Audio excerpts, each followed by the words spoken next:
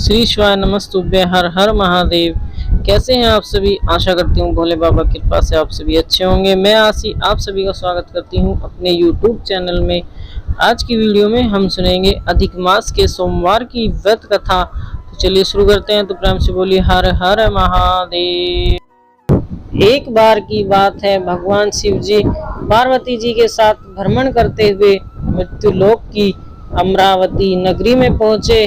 उस नगर के राजा ने भगवान शिव का एक विशाल मंदिर बनवा रखा था। शिव और पार्वती उस मंदिर में रहने लगे। एक दिन पार्वती जी ने भगवान शिव से कहा, हे प्राणनाथ, आज मेरी चौसर खेलने की इच्छा हो रही है। पार्वती की इच्छा जानकर शिव पार्वती के साथ चौसर खेलने बैठ गए। खेल प्रारंभ होते ही उस मंदिर का पुजारी आ गया।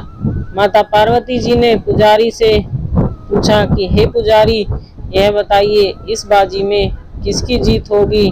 तो ब्राह्मण ने कहा कि महादेव जी की, परंतु चौसर में शिव जी की पराजय हुई और माता पार्वती जी जीत गई। तब ब्राह्मण को उन्होंने झूठ बोलने के अपराध में कोढ़ी होने का श्राप दे दिया। शिव और पार्वती उस मंदिर से कैलाश पर्वत लौट गए।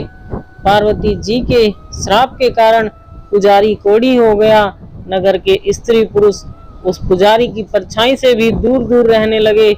कुछ लोगों ने राजा से पुजारी के कोढ़ी हो जाने की शिकायत की, तो राजा ने किसी पाप के कारण पुजारी के कोढ़ी हो जाने का विचार कर उसे मंदिर से निकलवा दिया। उसकी जगह दूसरे ब्राह्मण को पुजारी बना दिया। कोढ़ी पुजारी मंदिर के बाहर बैठकर भिक्षा मांगने लगा। कई दिनों के पश्चात स्वर्गलोक की कुछ अप्सराएं उस मंदिर में पधारी और उसे देखकर कारण पूछा।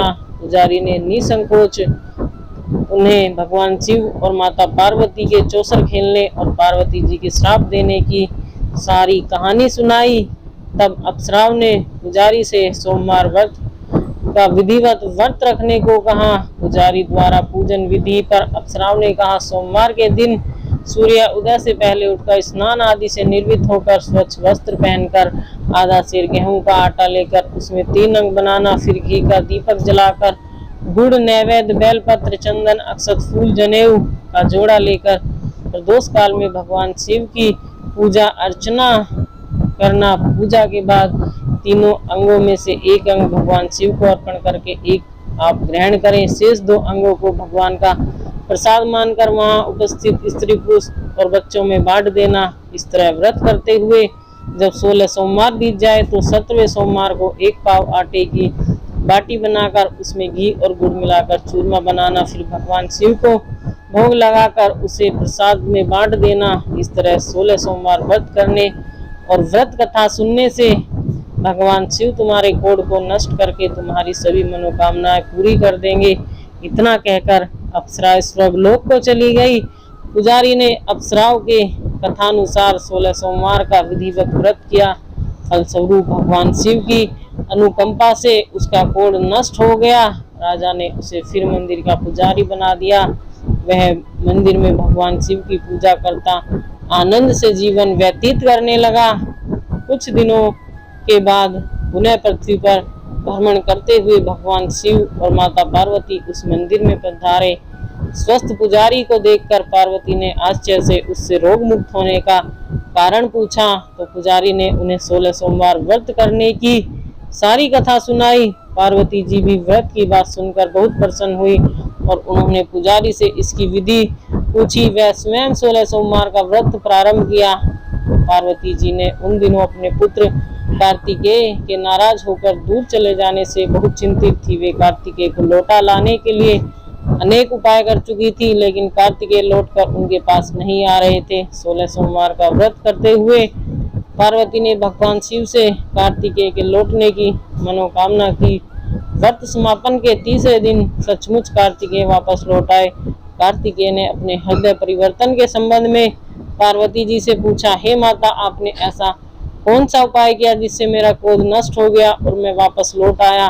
तब पार्वती जी ने कार्तिकेय को 16 सोमवार व्रत की कथा कह सुनाई। कार्तिकेय अपने एक ब्राह्मण मित्र ब्रह्मदत्त के प्रदेश चले जाने से बहुत दुखी थे। उसको वापस लौटाने के लिए कार्तिकेय ने 16 सोमवार का व्रत करते हुए ब्रह्मदत्त के वापस लौट आने की कामना प्रकट की। व्रत के समापन से कुछ दिनों के बाद ही मित्र वापस लौट आया। ब्राह्मण ने कार्तिकेय से कहा, प्रिय मित्र, तुमने ऐसा कौन सा उपाय किया जिससे प्रदेश में मेरे विचार एकदम परिवर्तित हो गए और तुम्हारा स्मरण करते हुए मैं लौट आया। कार्तिकेय ने अपने मित्र को भी 16 सोमवार व्रत की कथा विधि सुनाई। ब्राह्मण मित्र व्रत के बारे में सुनकर बहुत खुश हुआ। उसने भी व्रत किया। 16 सोमवार व्रत का समापन करने के बाद ब्रह्मदत्त विदेश यात्रा पर निकला। वहां नगर के राजा हर्षवर्धन की बेटी राजकुमारी गुंजन का स्वयंवर हो रहा था। वहां के राजा ने प्रतिज्ञा की थी कि एक हथनी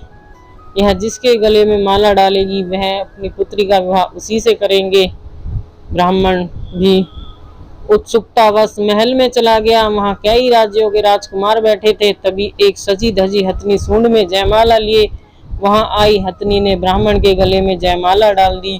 फलस्वरूप राजकुमारी का विवाह ब्राह्मण से हो गया। एक दिन उनकी पत्नी ने पूछा, हे प्राणनाथ, आपने कौन सा शुभ कार्य किया था जो उस हथनी ने राजकुमारों को छोड़कर आपके गले में जयमाला डाल दी? ब्राह्मण ने 16 सोमवार व्रत की विधि बताई और पति से 16 सोमवार का महत्व जानकर राजकुमारी ने पुत्र की इच्छा से 16 सोमवार का व्रत किया।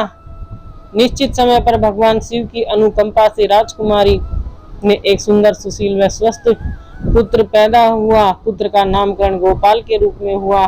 बड़ा होने पर पुत्र गोपाल ने भी माँ से एक दिन प्रश्न किया कि मैं तुम्हारे घर में मेरा जन्म कैसे हुआ, इसका क्या कारण है?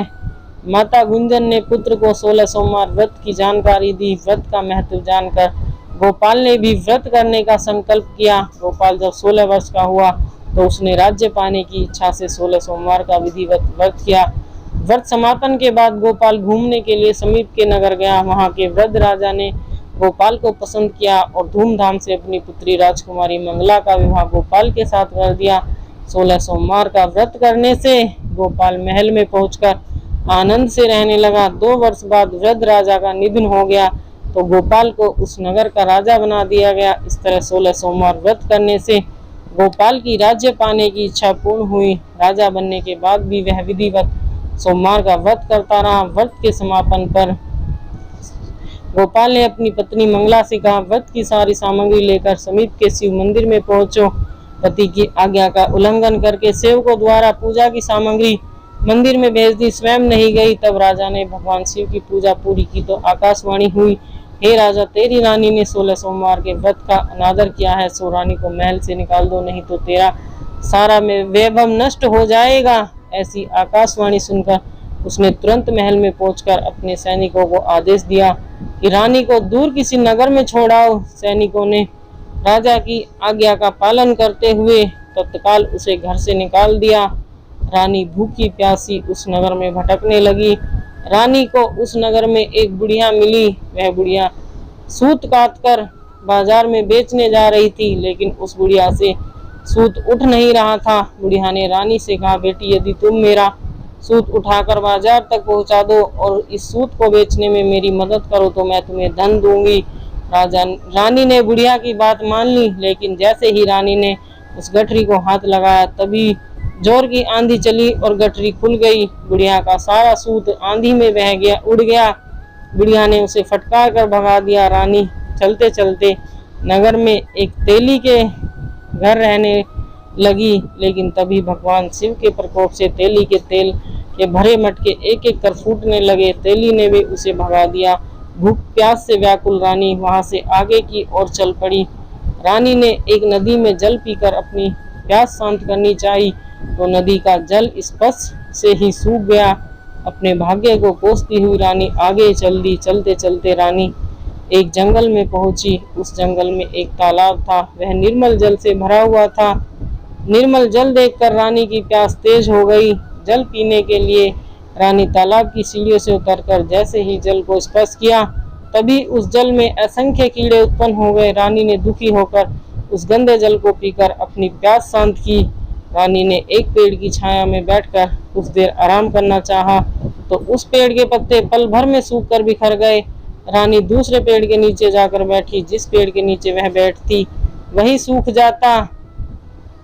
वन और सरोवर की यह दशा देखकर वहां के ग्वाले बहुत हैरान हुए। ग्वाले रानी की को समीप के मंदिर में पुजारी के पास ले गए। रानी के चेहरे को देखकर ही पुजारी जान गए कि रानी अवश्य ही किसी बड़ी घर की है।